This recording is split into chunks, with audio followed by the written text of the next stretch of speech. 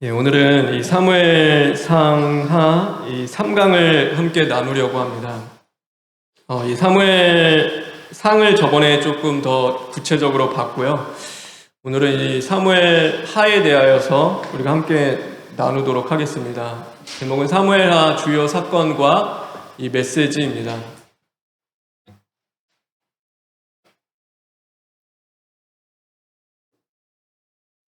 첫 번째는요, 이 사무엘 하에 대하여 주요 사건에 대해서 우리가 함께 좀 나누어 보도록 하겠습니다.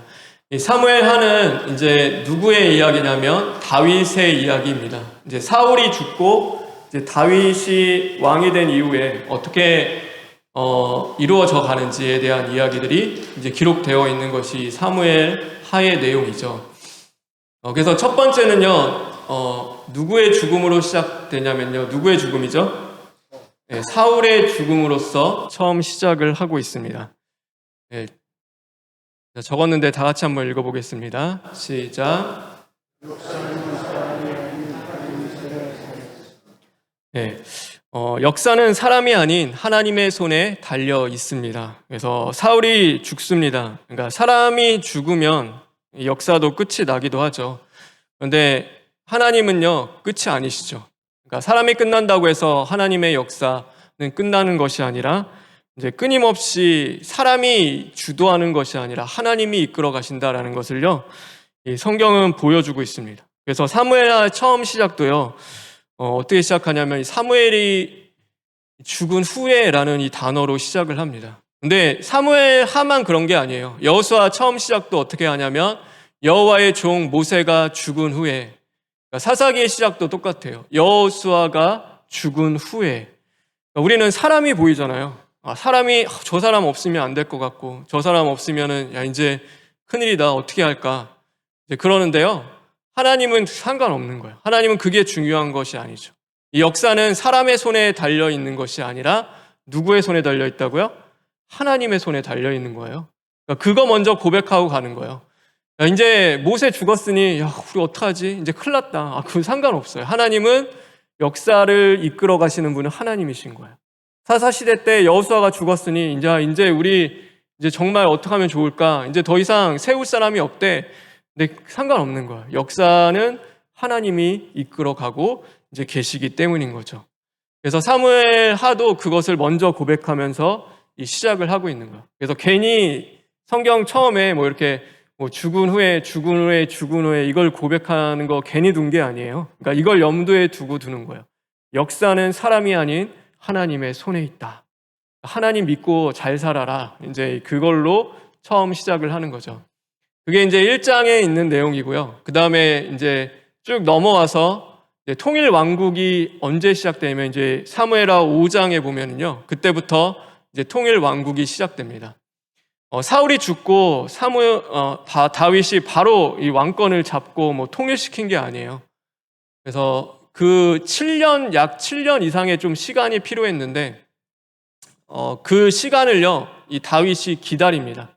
사실 무력으로 이제 통일을 할 수 있었어요. 통일을 할 수 있었고 취할 수도 있었는데, 우리 다 같이 한번 읽어볼까요? 시작.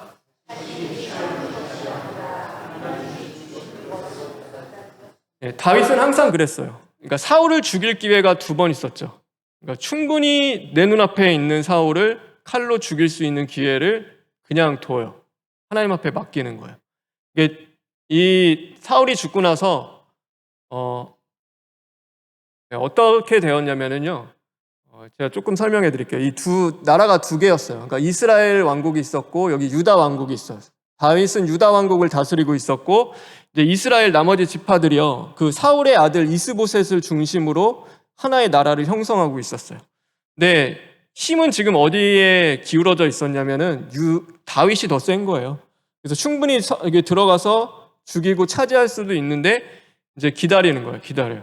왜 기다렸냐면 하나님이 주실 때까지 기다리고, 그래서 사무엘하 5장 3절에 보면 이에 이스라엘 모든 장로가 헤브론에 이르러 이제 다윗에게 나아오는 거예요. 그러니까 우리나라를 다스려 주십시오. 하나님이 그렇게 만들어 가셨어요. 그렇게 역사를 하셨고, 그래서 결국에는 이 5장에 보면은 이 하나의 나라로 통일이 됩니다. 그러면은 왜 예루살렘을 수도로 삼았는가? 그 성경에 보면 예루살렘을 수도로 삼거든요. 네, 이 다윗이라는 인물이요.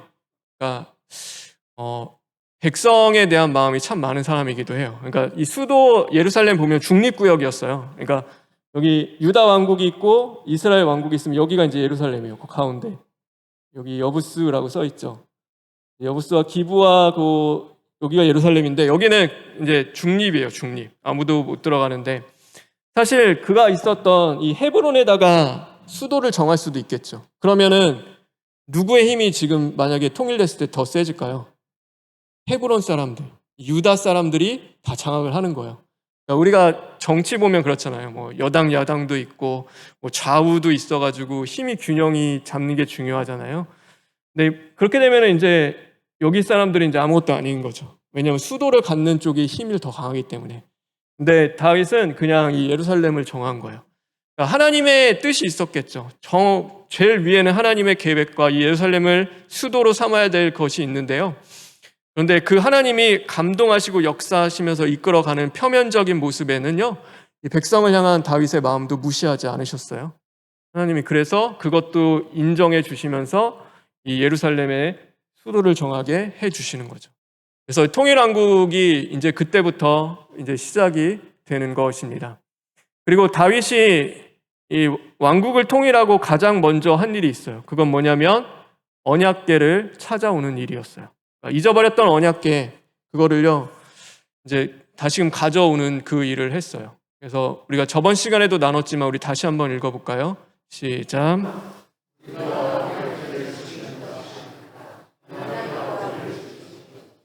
예, 이 사건이 어떤 사건이냐면 이제 다윗이 너무 좋은 거예요. 막 수레에다가 언약궤 싣고 막 기뻐서 막 자신의 종 우사 시켜가지고 막 끌고 오고 막 군대 다 찬양하는 사람들 끌고 막 가는 거예요. 막 왕의 행진처럼 가는데 자신의 신하가 죽었어요. 보는 눈앞에서 죽는데 하나님이 무언가를 하나 가르쳐 주시려고 했어요. 그러니까 왜냐하면 다윗이 이때 마음이 분명히 하나님을 위하는 마음이 있었는데 어떤 마음이 들었냐면은 마치 자기가 이 언약궤 지금 지키고 데려오는 것처럼 막 그 마음이 있는 거예요. 그래서 주님이 그거 교만한 마음 먼저 무너뜨리시고 나중에 진짜 막 두려움과 떨림과 겸손으로 하나님이 우리를 지켜주시는구나 이제 그거 깨닫고 갖고 오게 하시는 거예요.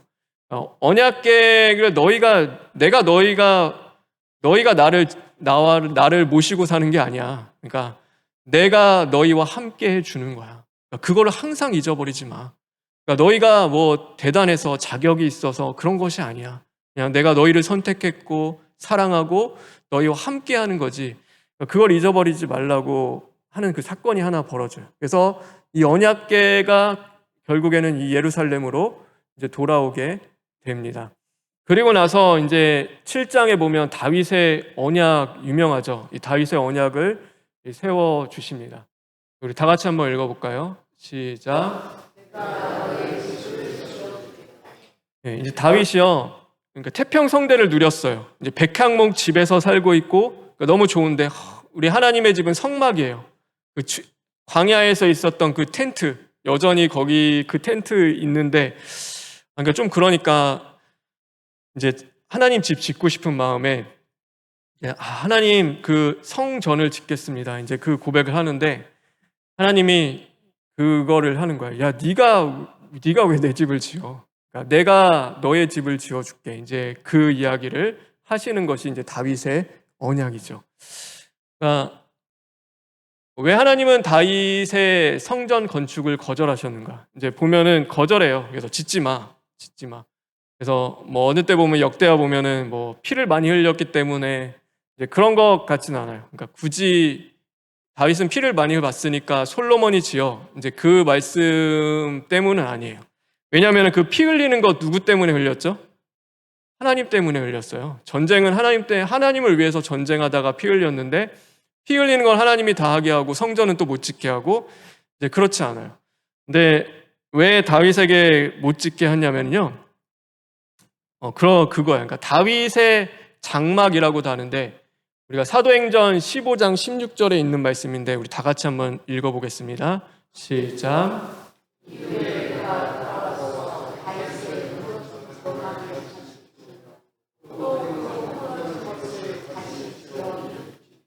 예루살렘 공의회가 열렸는데요. 그 야고보 사도가 이제 막 말을 하면서 이야기를 해요. 근데 성전을 세운다, 그러니까 뭐 솔로몬의 성전 아니면 스룹바벨의 성전, 이제 그 이야기도 안 하고 이제 다윗의 무너진 장막을 다시 지을 것이다, 이제 그 이야기를 하거든요. 그러니까 왜 성전 못 짓게 했냐면 하나예요. 하나님은요, 다윗의 장막을 너무나 좋아하셨어요. 그러니까 거기가 있는 게 제일 좋은 거예요. 우리는 성전 이렇게 짓고 화려하고 막 여기서 드리면 하나님 진짜 좋아하시겠지 하는데요, 다윗의 장막을 하나님은 가장 좋아하셨어요. 거기는요, 그러니까 성전은 이렇게 휘장이라는 게 있어요. 지성소와 성소를 가려서 아무나 못 들어가요. 그러니까 그 법궤가 있는데 아무나 못 들어가는데, 이 다윗의 장막에는요, 이 휘장이 없어요. 이게 없고 누구든지 와서 하나님 만날 수 있었어요. 그때는 아무나 상관없어요. 그냥 나 주님 만나고 싶은데 그럼 가요. 가서 주님 볼 수 있었어요. 그러니까 그 은혜를 주셨던 거예요. 다윗이 언제든지 가면은 하나님 만나 주셨어요. 하나님은 그게 너무나 좋은 거예요. 나를 사랑하고, 다윗이 시편 남긴 거 보세요. 그러니까 이게 보통 사랑의 고백이 아니잖아요. 하나님을 향하여 그 뜨거운 사랑과 그 애타는 마음으로 그렇게 남길 수 있는 사람이 성경의 인물 중에 누가 그렇게 하겠어요? 근데 다윗의 시를 보면 한 편 한 편이 하나님을 얼마나 사랑했는지요, 그거에 다 거기에 녹여 있는 거야. 하나님 너무 좋은 거야. 그러니까 야, 굳이 성전 안 해도 괜찮아. 난 이 장막으로도 돼. 너랑 이 장막에 있는 것이 제일 좋다. 제일 좋아. 초가 삼간이면 어떠냐. 나는 이곳이 너가 있는 게 너무나 좋은데. 하나님이 그걸 원하시는 거야. 그래서 그냥 짓지 마. 근데 너가 그렇게 원하니까 네 아들을 통해서는 내가 짓게 할게. 그런데 너 살아생전은 그냥 나와 함께 하자. 지금처럼 네가 언제든지 와서 찬양하고 예배하고 만나기 원하면 내가 너를 만나주고 내가 너에게 찾아가고, 그러니까 이 관계가 너무 좋은 거예요. 그래서 이거를요, 그냥 두세요, 하나님이. 그리고 아들 때에 가서야지 이제 성전을 건축하게 하시는 거죠. 근데 이 관계가 깊어도요, 죄인은 죄인이에요. 그렇죠? 사람은 그러니까 죄를 지을 수밖에 없는 죄예요. 그래서 이 11장 가면은 다윗이 이제 죄를 짓습니다. 그래서 우리 다 같이 한번 읽어볼까요? 시작. 네. 여러분, 다윗도 죄를 짓는 거예요. 그러니까 다윗은 뭐 죄를 안 짓고 의로운 사람, 뭐 죄 없는 인생이 아닌 거예요. 그러니까 다윗조차도 무너질 때가 있고 죄를 지을 때가 있어요. 그래서 이때 그 범죄하죠. 그러니까 우리아의 아내를 이제는 범하고 이제 그 충신이었던 우리아를 죽이는 사건이 벌어지는 거예요. 그러니까 이게 있을 수 없는 일인데 이제 그것이 벌어지는 거죠. 근데 우리는 그것을 보면서 야, 다윗이 어떻게 저렇게 할 수가 있지라는 것이 아니라요. 그러니까 우린 자신 발견으로 가면 되는 거예요. 다윗도 죄 지을 수 있구나. 다윗도 사울이 될 수 있는 죄를 지을 수 있구나. 하나님이 은혜를 주시지 않으면 살아갈 수 없는 연약한 자들임을 깨닫고 겸손히 그 앞에 내 자신을 발견하고 나아가면 되는 거죠. 그래서 이 12장에 보면 다윗의 회개가 있습니다. 그래서 우리 다 같이 한번 읽어볼까요? 시작.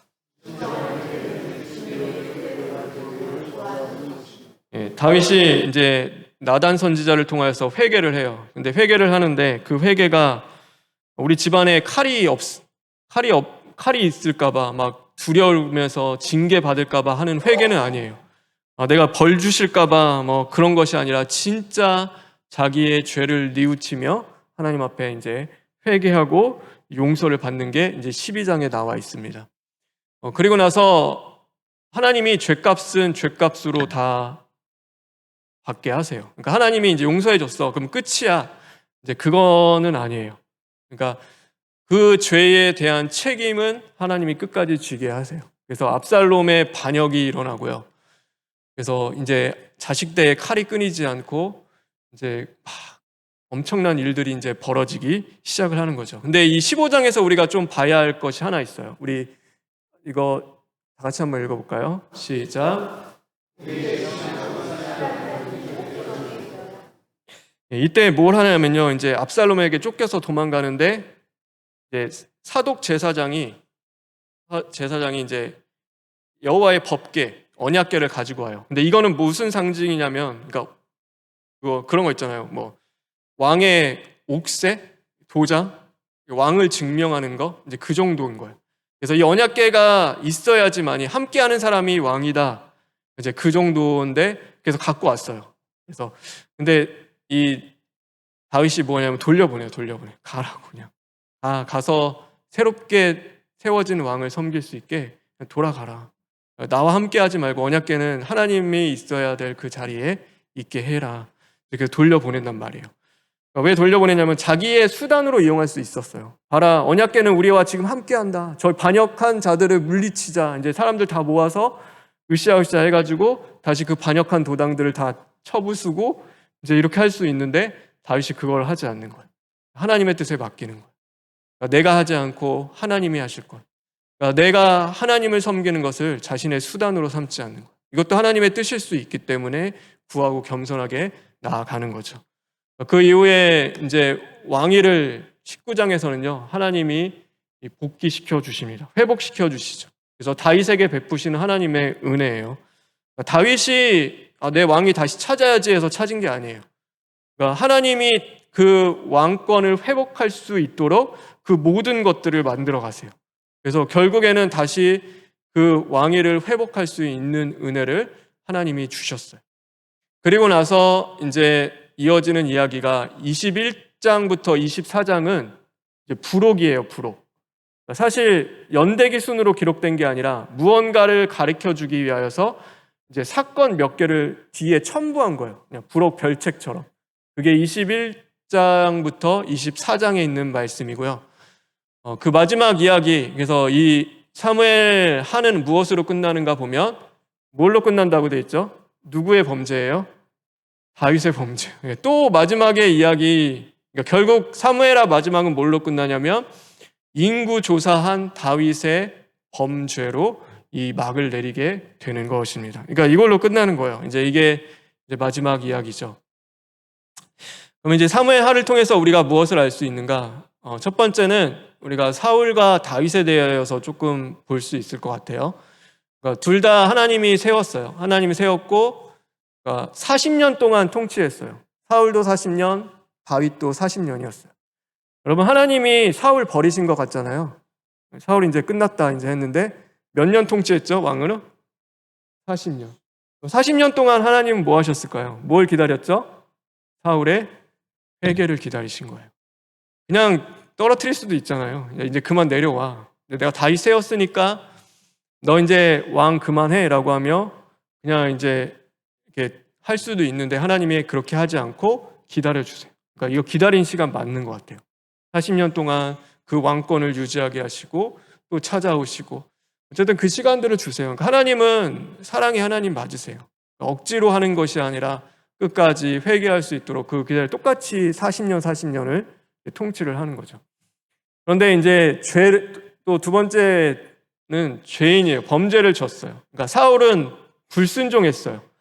그러니까 제사장이 해야 할 제사의 직분을 자기가 했고 다 진멸하라고 했는데 좋은 거 남기는 그 불순종을 했어요. 근데 다윗은 불순종 정도가 아니에요. 하나님이 인구조사하지 마. 하나님이 구원자고 너희들을 전쟁을 하나님이 하는데 왜 네가 인구조사를 해서 왜 네가 그 병력을 생각하고 계산하고 싸우려고 해. 근데 그 불순종의 죄도 졌어요. 그런데 더 큰 죄도 졌어요. 살인, 간음하는 죄까지 추가되는 거죠. 어떻게 보면은 인간적으로 봤을 때는 다윗의 죄가 더 커 보이는 거예요. 더 커 보이는. 근데 사울과 다윗의 차이점은 근데 딱 하나밖에 없어요. 뭐죠, 여러분? 회개하는 거예요, 회개. 죄를 지어요. 죄는 지은데 이 다윗은 곧바로 회개했어요. 곧바로. 그 자리에서 하나님의 말씀을 찾아오시면은 이 사울은 자기 체면 때문에 회개가 안 되는 거예요. 내 체통 체면 지키려고 회개가 안 되는데 다윗은 그것과 상관없어요. 내가 하나님 앞에 살아야지라고 하면서 자신의 죄를 인정하고 하나님 앞에 회개하는 거예요. 회개했더니 하나님이 살려주시는 은혜를 끊임없이 다윗에게는 베풀어 주셨어요. 그러니까 요게 달라요. 그러니까 요거를 집중적으로 이제 보면은 될 것 같아요. 그래서 하나님이 끝까지 함께 하시고 이제 그를 살려주시는 이 이야기가 이제 요 부분을 우리가 보면은 될 것 같아요. 조금 깊이 보고는 싶은데 시간이 없어. 제가 그냥 이거는 다음에 시간이 되면은 요 범죄한 것들에 대하여서는 조금 더 나눠 보도록 할게요.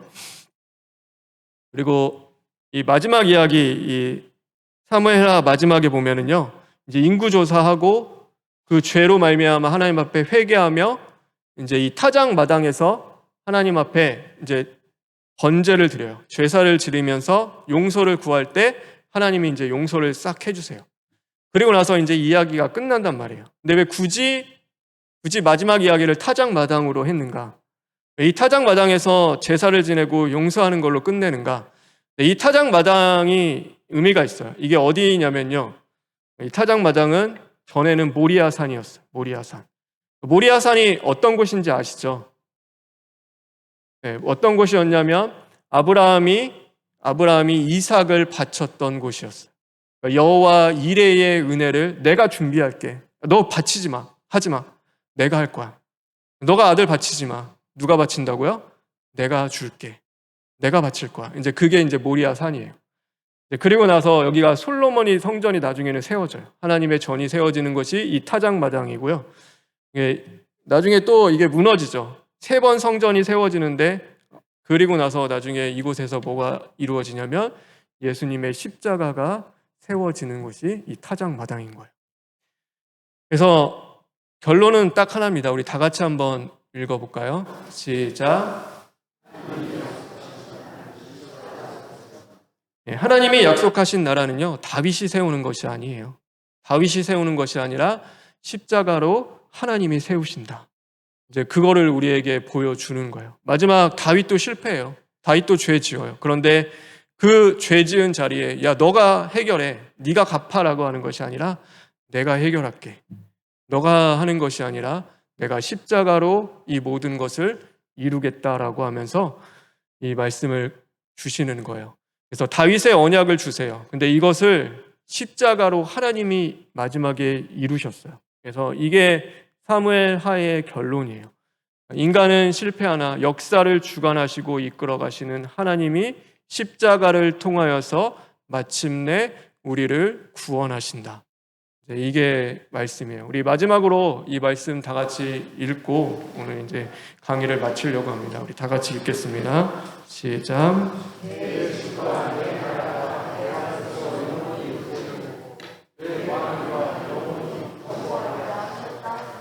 네, 내 집과 내 나라가 내 앞에서 영원히 보존될 것이다. 근데 누가 하신다고요? 하나님이 하신다. 네, 이제 그게 결론입니다. 여러분, 하나님이 해 주실 것을 믿고 언제나 주님 앞에 겸손함 가운데 서는 또 저와 여러분 되기를 간절히 소망합니다. 우리 기도하겠습니다. 주님 감사합니다. 오늘 사무엘 하를 통하여서 하나님 역사가 사람의 손에 있는 것이 아니라 하나님의 손에 있음을 우리가 함께 나누었습니다. 하나님, 우리는 범죄합니다. 실패합니다. 무너집니다. 그러나 우리에게 말씀을 주시고 언약을 주시는 하나님은 실패하거나 실수하지 않으시는 분임을 우리가 믿사오니 하나님 끝까지 십자가를 통하여서 우리 구원으로 인도해 주시는 그 주님을 바라보며 믿음으로 나아갈 수 있도록 주님 함께하여 주시옵소서. 모든 것 주님께 부탁드리며 예수님의 이름으로 기도합니다. 아멘.